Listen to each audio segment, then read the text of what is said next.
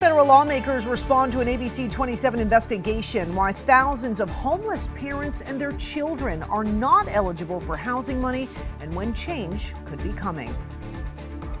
Tonight, a federal lawmaker responds to an investigation exposing why thousands of homeless people aren't eligible for federal housing funds. Yeah, ABC 27 investigator Katie LaGrone got his candid answer when asked if change is coming. She explains why critics say changing the definition's not the answer.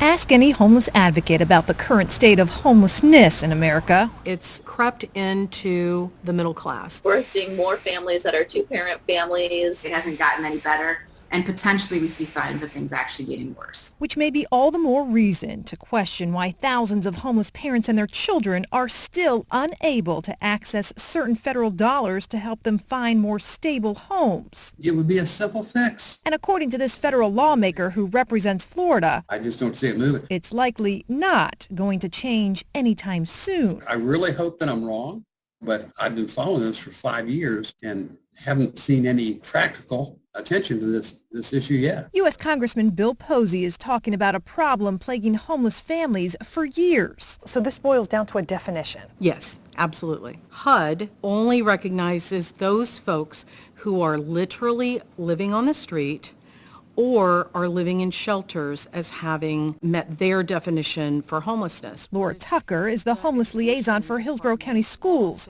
where more than half of students identified as homeless by the district are not living in a shelter or on the streets, but in some kind of shared housing, which makes them ineligible for certain HUD funding. Any parent will tell you they would choose that as opposed to living on the side of the road or in the woods or even in a shelter. As a parent, are you comfortable having your kids live on the streets or in a shelter? No. Such is the case for Marquita Ingram. It's something I fight hard to not have to,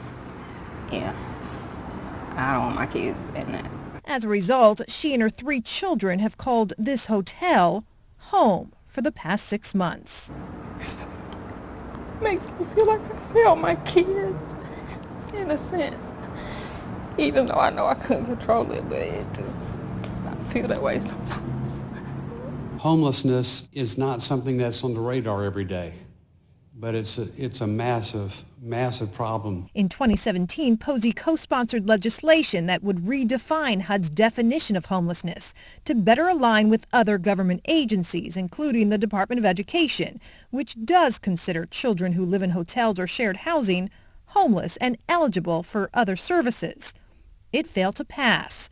This year, similar bipartisan legislation has been introduced in both the House and Senate, but Posey isn't putting his money on change because HUD isn't pushing it. It's a monolithic agency who just doesn't want to make any change in procedure because it might be inconvenient. If we just flood the system with more families that have a place to stay, even though it's not perfect by any means, I don't think that's going to really help. But critics, including the CEO for the National Alliance to End Homelessness, believes the answer to helping more families isn't in changing a definition. What we need for these families is more affordable housing. But numbers. We're 7 million units short in the country of enough affordable housing for the low-income households that need it. That's what drives the homelessness problem. And putting people into shelter, if there even is shelter for them to go into, is not going to solve that problem.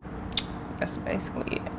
Until she can find affordable housing, this mom plans to stay put with her children in a hotel room, counting down the days. Hoping with maybe a couple more months, hopefully, if I can find something. It's just been kind of hard. In Tampa, Katie LaGrone, ABC 27.